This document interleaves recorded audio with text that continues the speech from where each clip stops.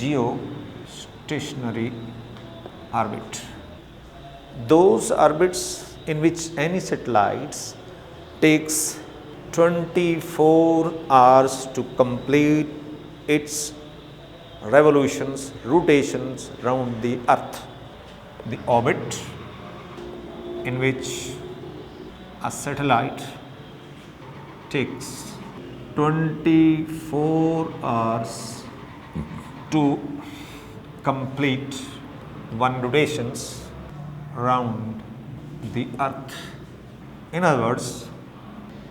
other words, whose time period is equal to time period of the Earth during its spinning motion. That is 24 hours. तो ऐसे ही satellite को जियो stationery satellite कहा जाएगा और वो जो रास्ता फॉलो करता है वो क्या कहलाता है? जियो स्टेशनरी ऑर्बिट। तो हम कैलकुलेट करना चाहते हैं कि जियो स्टेशनरी ऑर्बिट के लिए since gravitational force provide centripetal force to the geostationary satellite also, so the G MEM over is equal to mv square over r, then this G me over r is equal to orbital radius speed का square, then this is G me इसका under root. Since orbital speed is constant parameters, so the equation of motion s equal to vt. If t is equal to t capital, time period, time to complete one rotation, then s is equal to 2 pi r, circumference of the orbit. Therefore 2 pi r is equal to t. Then v is equal to orbital speed हो जाएगा 2 pi r by t capital. By equating this equation, Gme over r is equal to 2 pi r over t.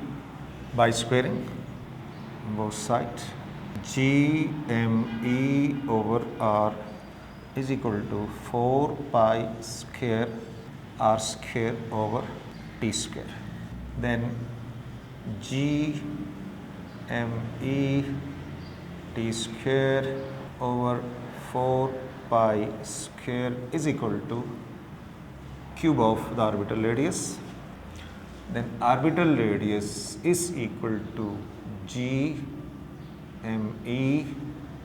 t square over 4 pi square और इसका cube root 1/3, इसे कहते हैं cube root. That is equal to 4.23 10 की power 4 और वो भी orbital radius जो है RE प्लस H. तो अगर हाइट की बात की जाए तो orbital radius equal to 36,000 kilometres बनती है. Altitude of geostationary satellite.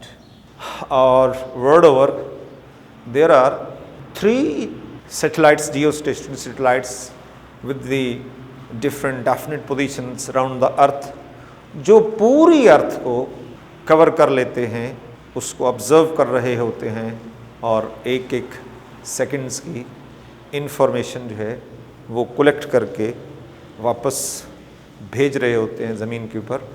और वहाँ से हज़रत इंसान जो है वो इंफॉर्मेशंस कलेक्ट कर रहा होता है और इसी की मदद से ग्लोबल पोजीशनिंग सिस्टम जो है वो मैनेज हो चुका है।